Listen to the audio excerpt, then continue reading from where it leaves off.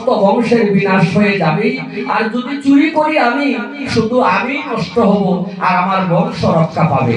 চিন্তা করছেন সে কোথায় চিন্তা করেছে যে আমি মরে যাব পাপে, কিন্তু আমার বংশ তো রক্ষা হবে। যারা বংশের চিন্তা করি তাদেরকেই বলি পরম ধার্মিক। তখন বললো, বাবা যদি তুমি চুরি করতে গিয়া ধরা পড়ে যাও কি করবে? বাবা তুমি চিন্তা করো না, পিতা হইয়া পুত্র হইয়া পিতার ধর্ম যদি, পিতা মাতার ধর্ম যদি রক্ষা করতে না পারি, এমন পুত্র এই জগতে বাঁচিয়া কোনো লাভ নাই। এমন পুত্র বেঁচে থাকার চেয়ে মৃত ভালো। আমি তোমার ধর্ম নষ্ট হতে দেব না। আমি চুরি করব, যদি আমি ধরা পড়ে যাই তোমার হাতে একটা খড়গ রাখবে, আমি আমার মাথা বের করে দিব, খড়গ দিয়ে আমার মাথা তুমি কেটে ফেলো, আমাকে কেউ চিনবে না, তোমার দুর্নাম হবে না। এত সংকল্প নিল পুত্র। পিতা রাজি হয়ে গেলেন পুত্রের ধর্মে। বাবা তুমি তো আমার পুত্র, তুমি তো আমার বংশ রক্ষা করতে চাও, আমি রাজি বাবা। হাতে নিলেন খড়গ, আর পিতা পুত্র দুইজন গেলেন চুরি করিতে। চুরি করিতে গিয়া বৃন্দাবনের একটি গৃহে প্রবেশ করলেন। সিন্ধু কাটিয়া, অর্থাৎ গড়ের নিচে সিন্ধু কাটিয়া প্রবেশ করল পুত্র। প্রবেশ করিয়া অতীত সেবার জন্য যা কিছু ছিল সবই পেল, সবই বাহির করে দিল। বাহির হয়ে এসেছে, এমন সময় হঠাৎ মনে পড়েছে তাম্বুল অর্থাৎ পান সুপারির কথা। সেটা তো তার ঘরে নেই, সেটা তো আনা হয়নি। তাই আবার গিয়ে গৃহে প্রবেশ করেছে।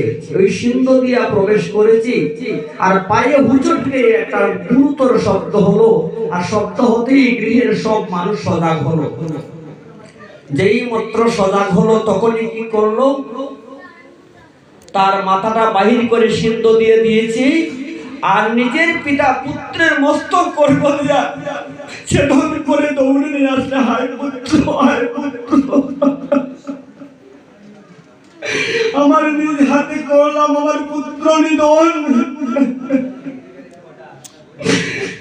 বাড়িতে আনিয়ে কি করলেন, কুটিরের একটি পাশেই ঘরের কোণে রাখলেন। কিন্তু অন্তর্যামী ভগবান দেখলেন অতীত সেবার জন্য আমার ব্রাহ্মণ যা করেছে তার প্রতিদানে আমি কি দিব। এদিকে সব কিছু আয়োজন করা হয়েছে। স্বয়ং আদি গোবিন্দ স্বয়ং নিজে পাক করলেন। তারাজির 5 জন পিতা পুত্র 2 জন 60টি পাত্র বেড়ে বলছেন, ও ব্রাহ্মণ ডাকো তোমার পুত্রকে, আমরা সবাই একসাথে বসে সেবা করব। হরি বল, হরি বল। এই ব্রাহ্মণ বলছে, হে হে ব্রাহ্মণ মহোদয় গণ, আমার পুত্র তো আসবে না, আমার পুত্র আজ আপনাদের সাথে সেবা করবে না। সেবা করবে না? না, সেবা করবে না, আপনারা কৃপা করে সেবা করে যান। নয়ন জল সংবরণ করেছে অতি কষ্টে।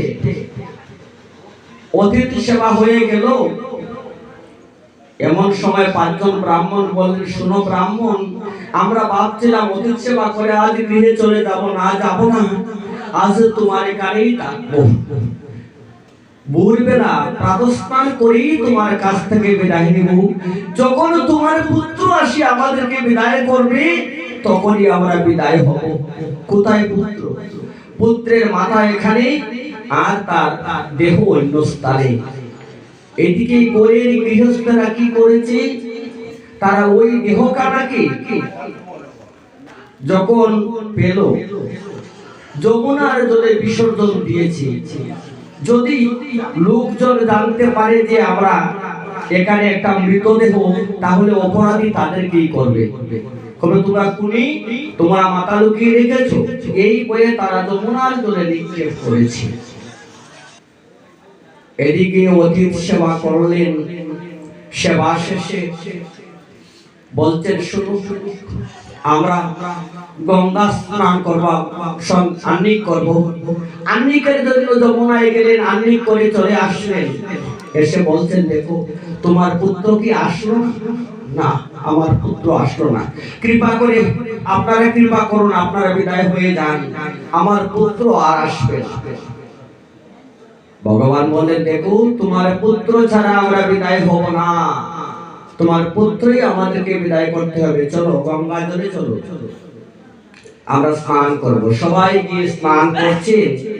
এমন সময় ওই দেহটি ওই ব্রাহ্মণের স্নান করতে নেমেছে আর ব্রাহ্মণের শরীরে লেগেছে। যেই মাত্র লেগেছে তখন একটা আতঙ্কিত অবস্থায় ওই স্থান ত্যাগ করেছে। ভগবান বিষ্ণু বললেন, ও ব্রাহ্মণ, তুমি কেন ওই স্থান ত্যাগ করলে? হে, কি যেন মৃতদেহ যেন আমার শরীরে লেগেছে। বিষ্ণু বলছেন, দেখো সেটা হয়তো তোমার পরিচিত কোনো মুখ হতে পারে, পরিচিত কারো দেহ হতে পারে। ব্রাহ্মণ বলছেন, দেখেন প্রভু, এই গঙ্গার জলে যমুনার জলে শত শত মৃতদেহ বেশি বেশি যাচ্ছে, আমি কেমন করে চিনব কার মৃতদেহ? একবার তুলনা। ওই মৃতদেহটি খুলে যখন নিলেন, উনি তো জানে আমার পুত্রের মৃতদেহ, মস্তক নাই। যেই মাত্র পানির উপরে বসালেন, বুকে জড়িয়ে ধরে খাচ্ছে,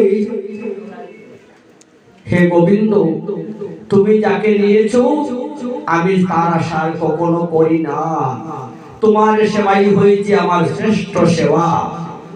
অন্তর্যামী ভগবান বললেন, ও ব্রাহ্মণ, তুমি চিনতে পারোনি কার মৃতদেহ? সেটাই তোমার পুত্র। কোথায় রেখেছো তার মাথা নিয়ে এসো। চলে গেলেন।